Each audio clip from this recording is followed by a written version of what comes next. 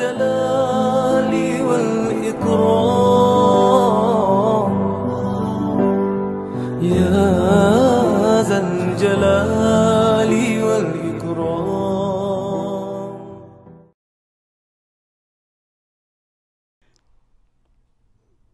Bismillahirrahmanirrahim. Assalamualaikum warahmatullahi wabarakatuh. Alhamdulillahirabbil alamin. Assalatu wassalamu ala asyrafil anbiya'i wal mursalin wa ala alihi wa ashabihi ajma'in. Alhamdulillah, bersyukur kita kepada Allah Taala kerana sekali lagi kita dapat bertemu dalam bulan Rabiul Awal pada tahun 1442 Hijrah. Dan insya-Allah pada kali ini kita cuba menelusuri biografi Rasulullah sallallahu alaihi wasallam, insan agung sepanjang zaman.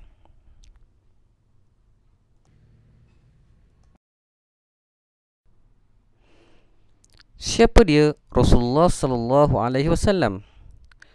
Nama penuh baginda ialah Muhammad bin Abdullah bin Abdul Muttalib bin Hashim bin Abdul Manaf bin Qusay bin Kilab bin Murrah bin Ka'ab bin Lu'ay bin Ghalib bin Fahar bin Malik bin An-Nadar bin Kinanah bin Khuzaimah bin Mudrikah bin Ilyas bin Mudar bin Ma'ad bin Adnan. Baginda merupakan daripada nasab yang bersambung dengan Nabi Ismail bin Ibrahim alaihissalam. Ibu baginda bernama Aminah binti Wahab binti Barrah binti Abdul Uzza. Kelahiran Rasulullah sallallahu alaihi wasallam. Nabi Muhammad sallallahu alaihi wasallam dilahirkan pada hari Isnin bersamaan 12 Rabiul Awal tahun Gajah bersamaan dengan 20 April tahun 570 Masihi di Mekah. Ini adalah pandangan yang paling masyhur dalam kitab-kitab sejarah yang muktabar. Kenapa digelar tahun Gajah? Kerana pada tahun Nabi dilahirkan, kota Mekah telah diserang oleh tentera bergajah yang diketuai oleh Abrahah al-Ashram, iaitu seorang raja daripada negara Yaman, untuk meruntuhkan Kaabah disebabkan cemburu dengan kehadiran ramai pedagang ke kota Mekah. Kisah tentera bergajah telah disebut di dalam Al-Quran dalam surah Al-Fil ayat 1 hingga 5. Walau bagaimanapun, serangan tentera bergajah ini telah digagalkan oleh Allah Subhanahu Wa Taala dengan menghantar burung ababil yang membawa batu-batu kerikil dari neraka.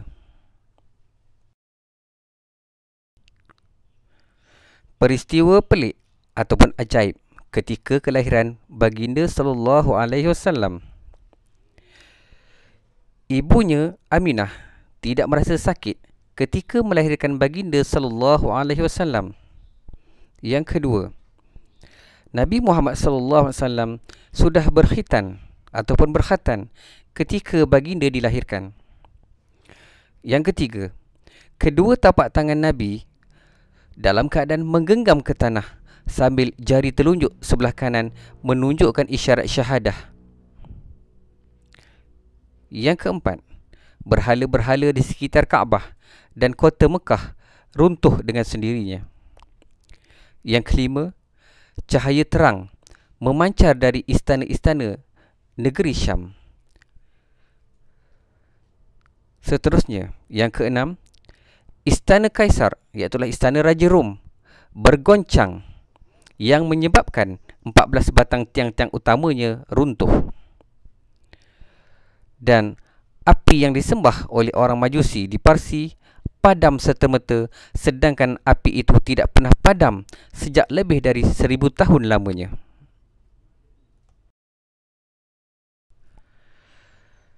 Bidan yang menyambut kelahiran Nabi Muhammad sallallahu alaihi wasallam yang bernama Asy-Syifa binti Auf bin Abdun bin Al-Haris.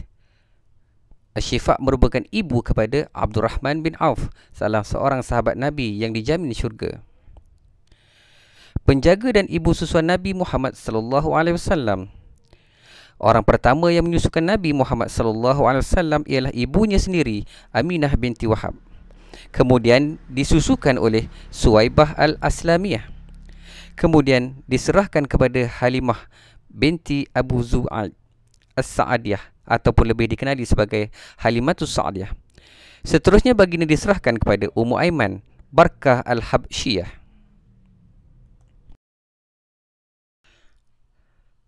Perkembangan awal kehidupan Nabi Muhammad sallallahu alaihi wasallam. Nabi Muhammad sallallahu alaihi wasallam sudah menjadi yatim ketika baginda dalam kandungan ibunya Aminah.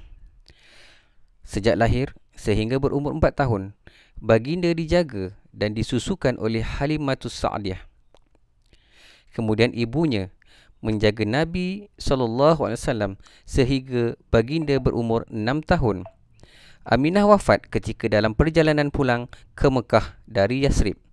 Jenazah Aminah disemadikan di Abwa. Baginda menjadi yatim piatu ketika masih lagi kanak-kanak. Kemudian baginda diserahkan kepada datuknya Abdul Muttalib. Abdul Muttalib sempat menjaga baginda selama 2 tahun sahaja. Kemudian Abdul Muttalib wafat. Ketika berumur 8 tahun, baginda dijaga pula oleh bapa saudaranya bernama Abu Talib. Abu Talib menjaga baginda sehingga tahun ke-10 kerasulan baginda sallallahu alaihi wasallam. Ketika berumur 12 tahun, baginda telah dilatih berniaga oleh Abu Talib sehingga ke Syam. Ketika remaja, baginda bekerja pula dengan Siti Khadijah binti Khuwailid. Baginda berniaga sehingga ke Syam bersama hamba Siti Khadijah bernama Maisarah.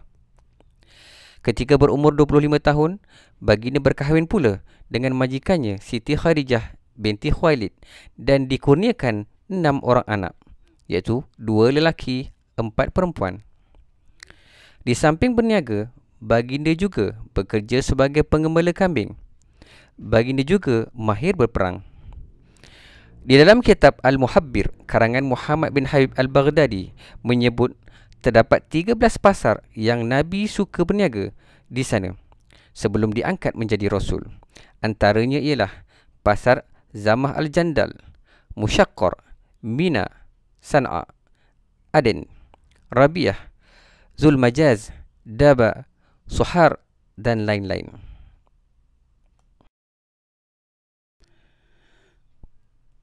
Peristiwa diangkat menjadi Rasul pada usia 40 tahun bersama dengan 610 Masihi.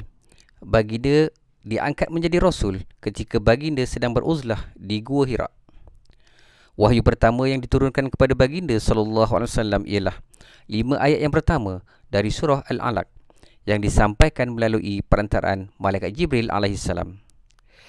Baginda menerima wahyu pertama pada tanggal 17 Ramadan bersamaan hari Isnin. Malaikat Jibril alaihissalam telah mengajar baginda sallallahu alaihi wasallam membaca wahyu yang dibawanya beberapa kali dengan menyebut Iqra, yang bermaksud bacalah, dan akhirnya baginda mampu membaca wahyu tersebut.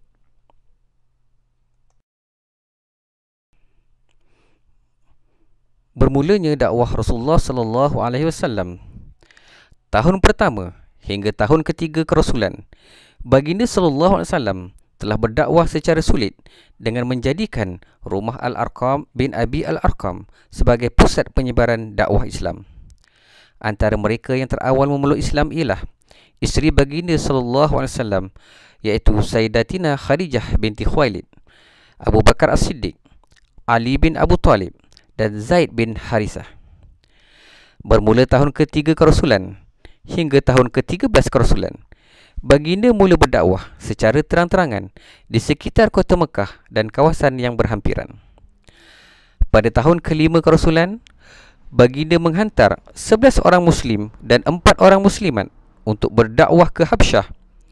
Rombongan pertama ini diketuai oleh Osman bin Maz'un.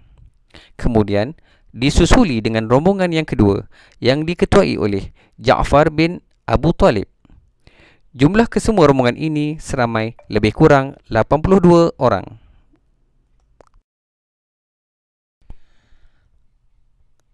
Pada tahun ke-6 kerasulan, Hamzah bin Abdul Muttalib, salah seorang pemuda Quraisy yang gagah, juga merupakan salah seorang bapa saudara Nabi, telah memeluk Islam. 3 hari selepas keislaman Hamzah, seorang lagi pemuda Quraisy yang gagah berani telah memeluk Islam. Beliau ialah Umar bin Al-Khattab. Maka Islam semakin kuat.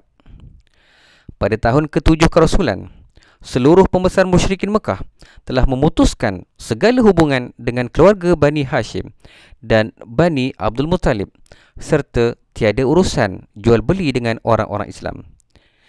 Pada tahun ke-10 kerasulan, dalam keadaan orang Islam ditindas dengan cukup kejam, pelindung baginda, iaitulah Abu Talib, telah meninggal dunia. 3 hari selepas itu, Khadijah binti Khuwailid, isteri baginda sallallahu alaihi wasallam, telah wafat. Maka tahun itu dikenali sebagai tahun duka cita.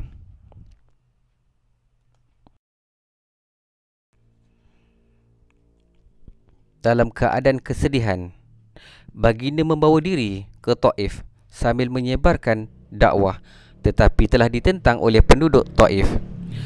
Nabi kembali semula ke Mekah setelah sebulan berada di Taif. Pada tahun ke-12 kerasulan, berlaku peristiwa Isra' dan Mi'raj, iaitulah mukjizat perjalanan baginda sallallahu alaihi wasallam dari Masjidil Haram di Mekah ke Masjidil Aqsa di Palestin. Kemudian terus diangkat ke Sidratul Muntaha dalam tempoh 1 malam sahaja. Dalam peristiwa Isra' dan Mi'raj inilah baginda sallallahu alaihi wasallam menerima perintah solat 5 waktu. Pada tahun ke-13 kerasulan, baginda mula melakukan persiapan untuk berhijrah ke Yasrib dengan melantik 12 orang naqib dari suku Aus dan Khazraj untuk mengetuai dakwah Islam di Yasrib. Setelah mendapat wahyu dari Allah Subhanahu Wa Taala, baginda berhijrah ke Yasrib bersama dengan orang-orang Islam Mekah. Pada ketika ini, baginda sudah pun berusia 53 tahun. Setelah hampir 13 tahun baginda berdakwah di Mekah, dakwah Islam dilihat tidak berjaya menarik ramai penduduk Mekah untuk memeluk Islam. Dengan izin Allah Subhanahu Wa Taala, akhirnya dakwah Islam dapat berkembang di Yasrib dengan pesat hanya setelah 10 tahun baginda sallallahu alaihi wasallam berada di sana. Yasrib menjadi pusat perkembangan Islam yang pertama dan ditukar nama kepada Madinah Al-Munawwarah. Di Madinah juga, Rasulullah sallallahu alaihi wasallam telah membina masjid yang pertama dalam Islam bernama Masjid Quba. Akhirnya pada tanggal 12 Rabiul Awal tahun ke-11 Hijrah, bersamaan dengan hari Isnin tahun 632 Masihi, baginda sallallahu alaihi wasallam telah wafat ketika berusia 63 tahun di kamar Aisyah binti Abu Bakar. Baginda wafat di Madinah Al-Munawwarah dan dimakamkan di Masjid Nabawi. Selama 23 tahun baginda sallallahu alaihi wasallam berdakwah, baginda meninggalkan kepada kita Al-Quran dan As-Sunnah sebagai panduan umat akhir zaman.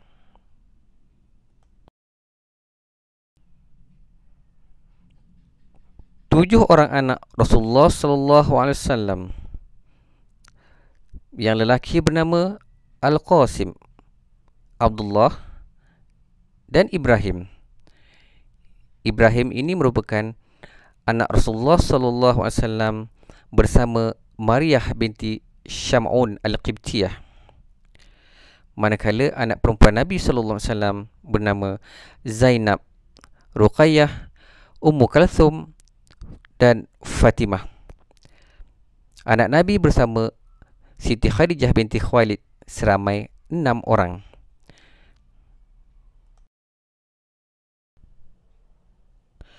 Dua belas orang isteri-isteri Rasulullah sallallahu alaihi wasallam. Yang pertama, Siti Khadijah binti Khuwailid radhiyallahu anha. Yang kedua, Saudah binti Zam'ah radhiyallahu anha. Yang ketiga, Aisyah binti Abu Bakar radhiyallahu anha. Yang keempat, Hafsah binti Umar radhiyallahu anha. Yang kelima, Zainab binti Khuzaimah radhiyallahu anha. Yang keenam, Ummu Salamah Hindun binti Abu Umayyah radhiyallahu anha. Yang ketujuh, Zainab binti Jahsy radhiyallahu anha. Yang kelapan, Juwairiyah binti Al-Haris radhiyallahu anha. Yang kesembilan, Safiyah binti Huyai radhiyallahu anha. Yang kesepuluh, Ummu Habibah Ramlah binti Abu Sufyan radhiyallahu anha. Yang kesebelas, Maimunah binti Al-Haris radhiyallahu anha. Dan yang ke-12, Maryah binti Sam'un Al-Qibtiyah.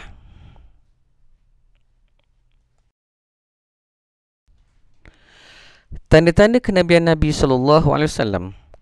Yang pertama, dada Nabi SAW dibelah sebanyak 4 kali.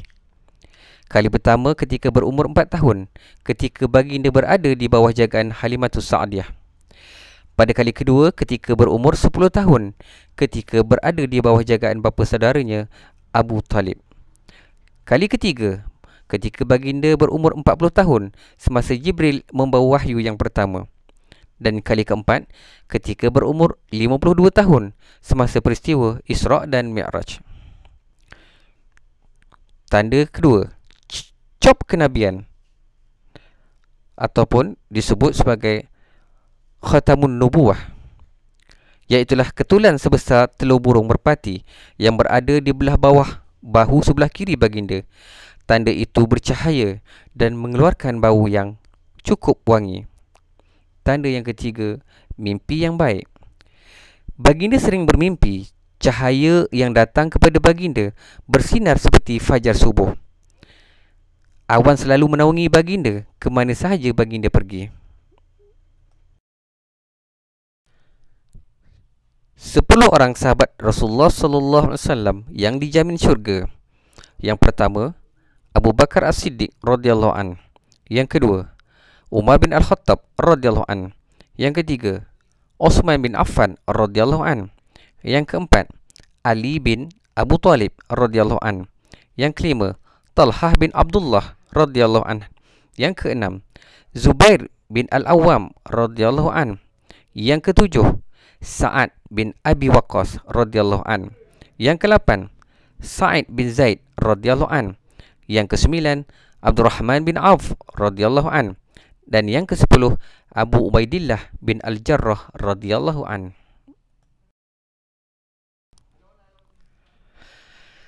Tahukah anda Nabi Muhammad sallallahu alaihi wasallam merupakan rasul yang kelima dari kalangan rasul ulul azmi? Nabi Muhammad sallallahu alaihi wasallam merupakan nabi dan rasul yang ke-25 yang disebut di dalam Al-Quran dan wajib diimani. Nabi Muhammad sallallahu alaihi wasallam mempunyai 101 nama yang disebut di dalam Al-Quran dan juga hadis.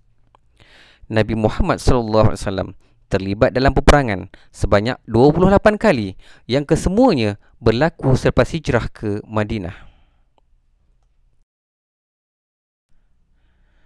Tahukah anda Nabi Muhammad SAW tidak pernah berpoligami melainkan selepas kewafatan Sayyidatina Khadijah binti Khuwailid. Semua anak lelaki baginda meninggal dunia ketika mereka masih kecil.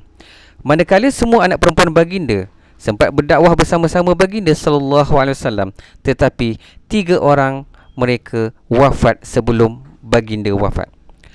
Hanya Fatimah Az-Zahrah yang sempat hidup sehingga baginda wafat. Tahukah anda Nabi Muhammad SAW suka makan buah kurma bersama temikai, buah tin, delima, barli, anggur, zaitun dan habbatus sauda. Nabi Muhammad SAW suka minum susu, air zam-zam, madu dan juga za'faran. Haiwan kesayangan Nabi SAW ialah kucing, kuda, unta dan 4 ekor keldai. Warna kegemaran Nabi SAW ialah warna putih dan hijau. Nabi SAW juga suka memakai gamis, jubah, ridak, serban dan juga capal.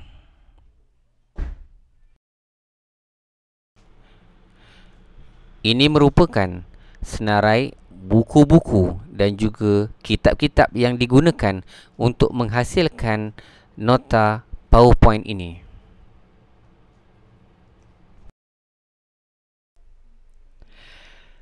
Demikian tadi serba sedikit perkongsian berkenaan dengan sirah Nabi sallallahu alaihi wasallam. Semoga video ini memberi manfaat kepada semua penonton. Jom berselawat. Allahumma salli ala Muhammad wa ala ali Sayyidina Muhammad. Wabillahi taufiq wal hidayah. Wassalamualaikum warahmatullahi wabarakatuh. ذا الجلال